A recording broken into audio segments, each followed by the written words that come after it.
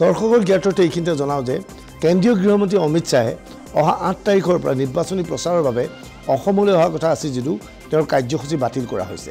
খবৰ অনুসৰি অমিত শ্বাহৰ কণ্ঠ ডিঙিত কিছু অসুবিধা পাইছে, যাৰ বাবে তেওঁ সকলো কাৰ্যসূচী বাতিল কৰিছে। আনুষ্ঠানিকভাৱে বিজেপিৰ ফালৰ পৰা কাৰ্যসূচী বাতিল কৰাৰ কথা জানিবলৈ দিছে। আজি লখিমপুৰত বিজেপি প্ৰাৰ্থীৰ হৈ প্ৰধান বৰুৱাই প্ৰচাৰ চলাবলৈ উপস্থিত হৈছিল জয়ন্ত মল্ল বৰুৱা।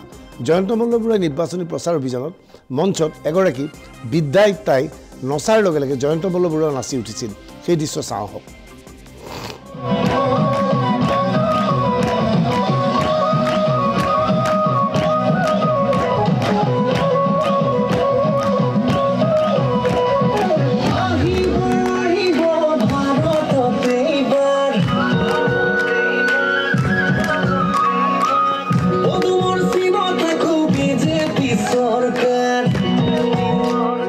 দেখা গৈছিল আইতাগৰাকী হেঁপাহ পলোৱাই নাচিছে, লগে লগে জয়ন্ত মল্ল বৰুৱাই নাচিছে, অন্যান্য বিজেপি কাৰ্যকৰ্তাসকলে নচা দেখা গৈছিল।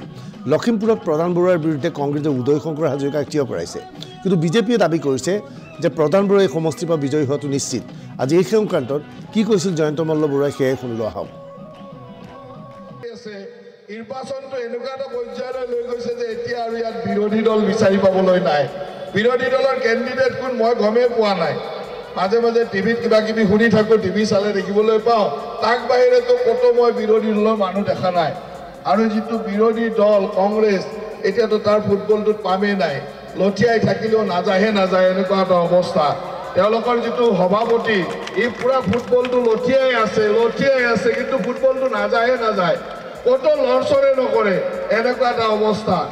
এতিয়া লখিমপুৰতো এনেকুৱা যে লখিমপুৰৰ যাৰ টিকট পালে বা যাক টিকট দিলে সি পইচা দি টিকট ল'লে নে চেকত টিকট ল'লে নে কেছত টিকট ল'লে সেইটো লৈ ডিছকাশ্যন চলি আছে।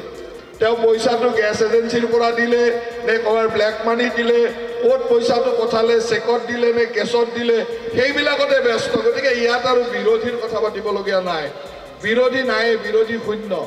যোৱা বছৰ এই লখিমপুৰ সমষ্টিত আমি আটাইতকৈ বেছি ভোটৰ ব্যৱধানত প্ৰধান বৰুৱা বিজয়ী হৈছিল। এইবাৰ সেই ৰেকৰ্ডটো ভাঙিব লাগিব।